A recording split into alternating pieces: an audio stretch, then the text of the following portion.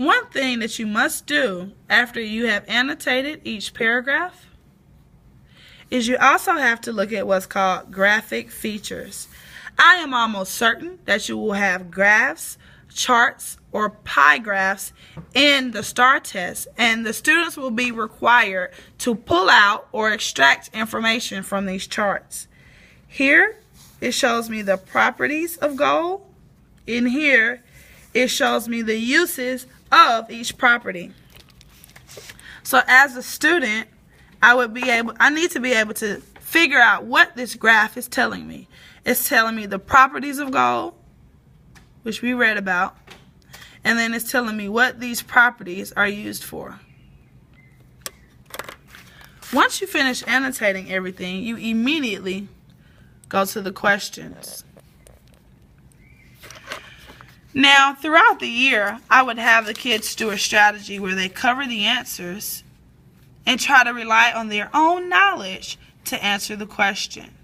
You can still do this, but the only thing is they won't be able to use any extra paper on the STAAR test. Therefore, they have to trust their own knowledge and write what they think what the answer would be on the side. Match that answer up with the question and then that question with the text. This passage, which means the entire passage, is mainly about. This is a main idea question. Your student should be able to tell you what type of question that is. What is the main idea? Was this passage talking about gold jewelry? No, it was talking about the properties and the uses of gold. So I wrote from my own mind that this passage was mainly about the properties and uses of gold. Was it talking about gold jewelry?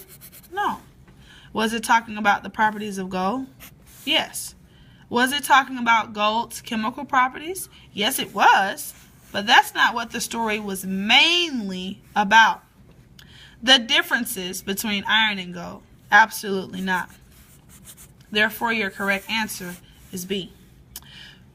Number 6. Which of the following is a chemical property of gold? So this you have to find in the text. This is more like a fact question. They want to see if you can find facts in the text. So what the students will have to do is go back and look for the words chemical property.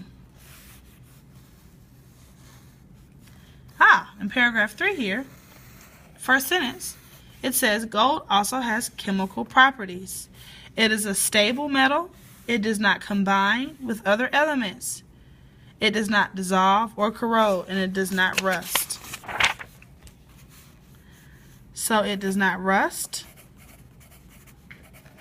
It does not combine.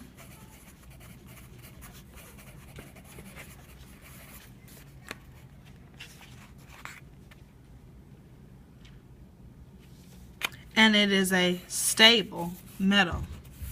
So let's see if we can find an answer choice that says those things. Is it shiny? Yeah, but that's not a chemical property. Is it soft? Yes, it did say it was malleable, but is that a chemical property? No. It is yellow. Yeah, it does say that it's yellow, but that's more like a physical property. It was not under the paragraph that was talking about chemical properties. It's a stable metal. We have that over here. We can go back to the text. We see that gold is a stable metal under the chemical property paragraph. And the question is asking for a chemical property.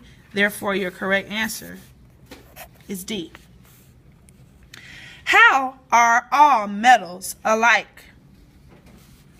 Are all metals shiny? No.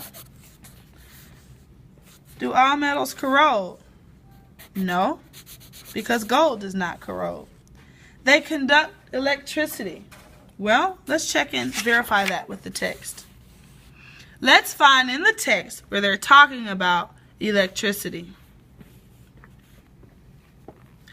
Like all metals, this says like all metals, gold conducts electricity. The question is asking how all metals are alike. The only time in the passage where you see the word all metals is here. All metals conduct electricity. Therefore, your correct answer is C. Gold is one of the only substances that is malleable. Therefore, your correct answer is C. Lastly, which metal is the best at conducting electricity? Well, I remember best. I remember the text saying that gold was the best, but of course I have to verify it to make sure my answer is correct. Gold is the best metal at conducting electricity. Make sure the question is asking for that. The question is asking for the best at conducting electricity. Therefore, your answer is B without the shadow of a doubt. You have just earned a 100%. This is what you should be doing with your student in their motivation reading book, which is green and white, as well as any other worksheets that I take home.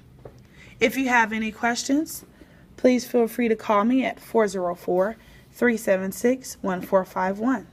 And this is exactly what the motivation reading book looks like. Thank you.